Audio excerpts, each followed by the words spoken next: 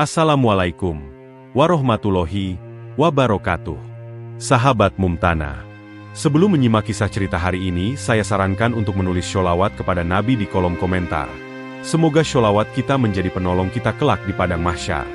Kami doakan semoga kalian mendapatkan rezeki yang barokah dan diberi kemudahan oleh Allah Subhanahu wa Ta'ala dalam menjalani kehidupan sehari-hari. Matahari pagi belum meninggi ketika Nenek Rina membuka warung kecilnya di gang sempit sebuah kampung yang sederhana. Meja kayu tua dan kursi plastik berdebu menjadi saksi bisu kehidupan sederhana seorang nenek renta yang hampir menginjak usia 70 tahun. Di atas meja, ia dengan telaten menata beberapa bungkus nasi pecel yang dibungkus daun jati, ditemani botol sambal kacang hasil racikannya sendiri. Aroma khas bumbu kacang yang gurih dan sedikit pedas perlahan menyebar di udara dingin pagi. Tangannya gemetar saat menyusun gorengan di piring seng. Namun senyum hangatnya tak pernah pudar menyapa para pelanggan setianya. Mulai dari tukang becak yang lewat, buruh bangunan yang singgah, hingga anak-anak sekolah yang biasa mampir mencari sarapan. Suatu pagi yang cerah berubah menjadi mimpi buruk bagi Nenek Rina. Sebuah mobil mewah berhenti tepat di depan warungnya. Seorang perempuan muda bernama Bularas turun dengan langkah tergesa, mengenakan pakaian mahal dan perhiasan berkilauan. Dengan nada histeris, ia mencari-cari cincin berlian warisan ibunya yang katanya hilang setelah membeli nasi pecel di warung Rina. Tanpa diduga, tuduhan pencurian langsung diarahkan kepada nenek renta itu. Tak lama kemudian, polisi datang dan tanpa bukti yang jelas langsung membawa Nenek Rina ke kantor polisi. Warga kampung hanya terpaku. Sebagian takut bersuara, sebagian lagi tak percaya. Nenek Rina yang hanya seorang penjual pecel tak mengerti apa yang terjadi. Air matanya mengalir deras. Ia tidak pernah mencuri. Di dalam tahanan yang dingin, ia memeluk erat foto cucunya, Arya, seorang prajurit Kopassus yang tengah bertugas jauh di Papua. Ia berdoa penuh harap agar cucunya segera datang membela kehormatannya. Di barak Kopassus yang terpencil di Papua, Arya duduk termenung memandangi foto neneknya, Nenek Rina, yang selalu dibawanya kemanapun ia bertugas. Ada perasaan gelisah yang sulit dijelaskan dalam hatinya. Firasat buruk mengusik ketenangan jiwa sang prajurit. Meskipun ada tugas besar yang menantinya, Arya memutuskan untuk mengambil cuti mendadak demi kembali ke kampung halaman. Sesampainya di kampung, pemandangan yang ia temui membuat hatinya hancur. Spanduk besar terpampang di jalan, menuduh neneknya sebagai pencuri cincin berlian. Rumah neneknya terkunci rapat, pagar rusak, dan tanaman di halaman layu seperti mencerminkan kesedihan yang menyelimuti. Warga kampung terbagi, ada yang percaya pada fitnah itu, sebagian hanya diam takut mengambil sikap. Namun Arya tidak peduli akan bisik-bisik itu. Ia langsung menemui Bu Sari, tetangga dekat neneknya, yang memberitahu bahwa Nenek Rina kini ditahan di kantor polisi atas laporan Bularas, istri lurah yang kaya dan berpengaruh. Dengan penuh tekad, Arya melangkah ke kantor polisi. Ia menunjukkan kartu identitas militer sebagai prajurit Kopassus dan meminta dengan tegas untuk bertemu neneknya. Awalnya polisi ragu, tapi akhirnya mengizinkan. Di dalam sel tahanan, Arya menemukan Nenek Rina yang tampak lemah namun tetap tegar. Tangisan haru pecah di antara mereka. Janji terlontar dari bibir Arya bahwa ia akan membuktikan kebenaran dan mengungkap konspirasi yang menimpa neneknya. Setelah kembali ke kampung, Arya segera memulai perjuangannya membela nenek tercinta. Ia tak tinggal diam dan mulai mengumpulkan bukti untuk membersihkan nama Nenek Rina. Dengan penuh tekad, Arya menyelidiki rumah Bularas, perempuan yang menuduh neneknya mencuri cincin berlian. Di sana, ia menemukan sesuatu yang sangat penting. Rekaman CCTV yang selama ini disembunyikan oleh Bularas dan orang-orangnya.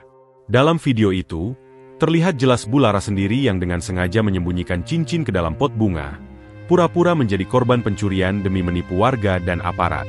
Berita tentang temuan ini cepat menyebar dan menarik perhatian media serta publik. Namun Arya sadar perjuangan belum selesai. Bularas memiliki koneksi luas dan pengaruh besar yang membuatnya sulit dikalahkan. Ancaman mulai datang, bahkan kepada Arya sendiri agar ia menghentikan penyelidikan ini. Tapi semangat juang sang prajurit tak pernah pudar. Ia mendapatkan dukungan dari sahabat-sahabatnya di Kopassus dan seorang pengacara muda bernama Rina Dewi yang dengan sukarela bersedia membantunya. Sidang pengadilan pun dimulai. Pengacara Arya meminta agar rekaman CCTV tersebut diputar sebagai bukti kuat. Namun, hakim yang diduga memiliki hubungan dengan Bularas berusaha mengulur-ulur waktu dan menutup-nutupi fakta sebenarnya. Arya dan timnya pun harus berjuang lebih keras lagi untuk menembus jaringan korupsi dan ketidakadilan yang melingkupi kasus ini. Kegigihan Arya tidak sia-sia.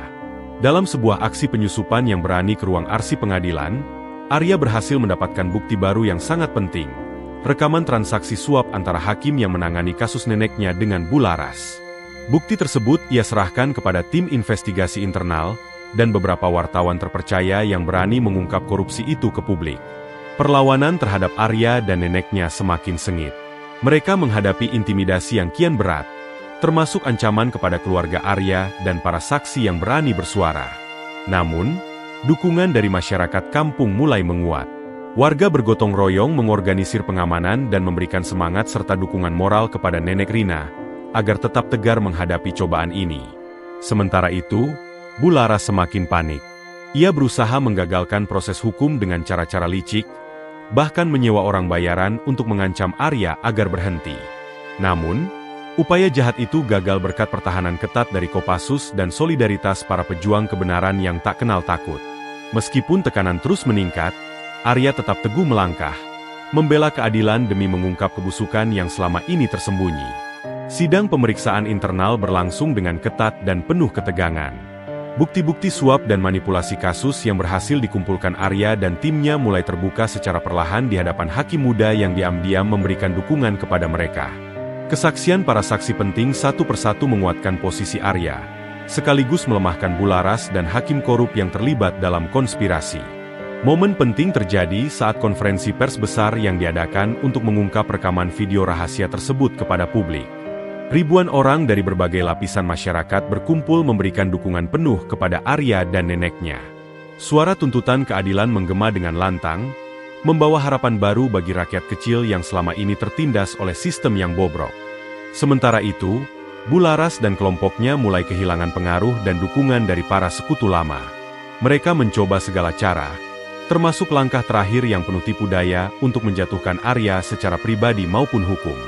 Namun, semangat juang Arya yang didukung oleh solidaritas masyarakat justru semakin membara, menjadikan perjuangan ini bukan hanya milik satu keluarga, tapi juga simbol perlawanan melawan ketidakadilan dan korupsi.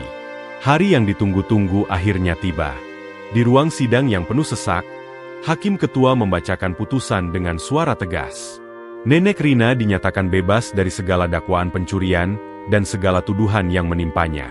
Selain itu, pengadilan memutuskan untuk melanjutkan penyelidikan terhadap kasus korupsi yang melibatkan hakim serta oknum lain yang terlibat dalam upaya menutup-nutupi kebenaran.